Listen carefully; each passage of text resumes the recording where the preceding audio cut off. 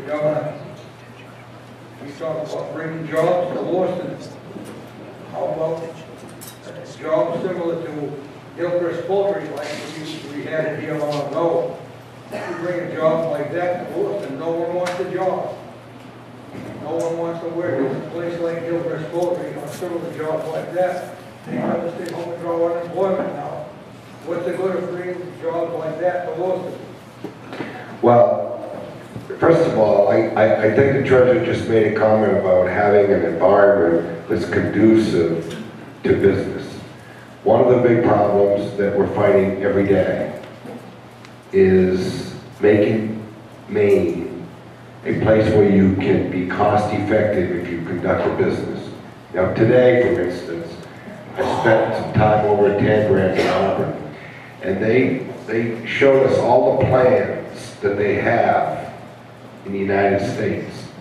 And one of their major issues was energy.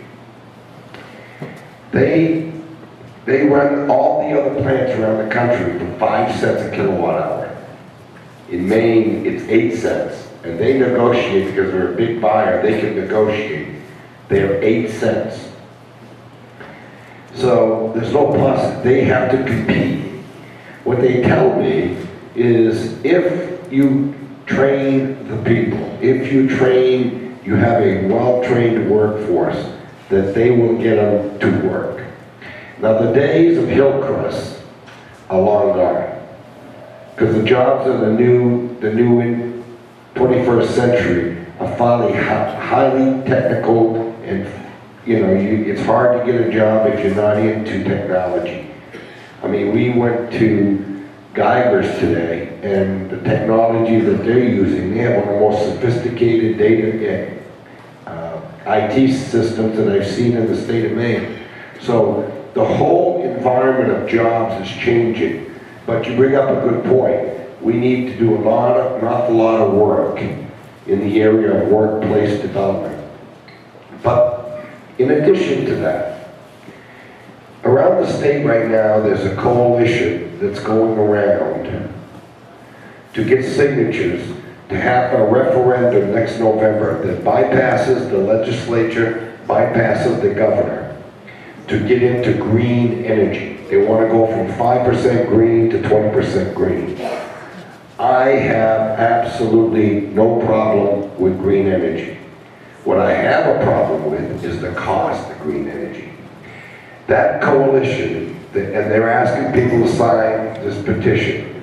That petition, we have taken their program and brought it over to the Public Utilities Commission, and they're the regulatory arm of the state, and we've asked them to analyze it.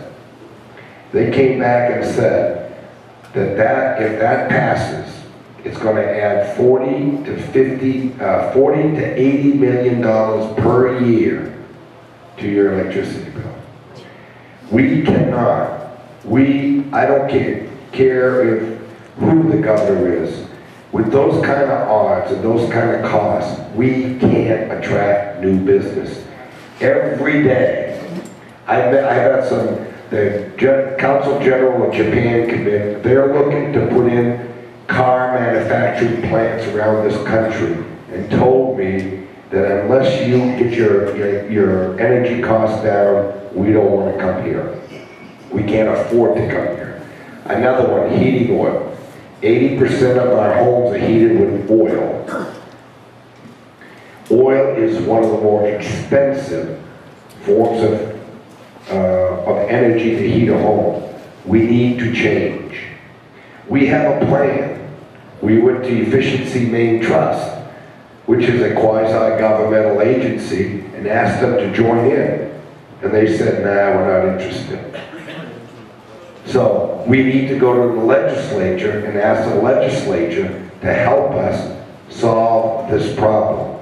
We are working with companies right now to bring natural gas right through Maine, up to 95 to Bangor, to Millinocket, to Belfast. And in order to do that, it's going to take hundreds of millions of dollars. And so we're willing to do the work, but we really need to have all the agencies in the state to work on the same page.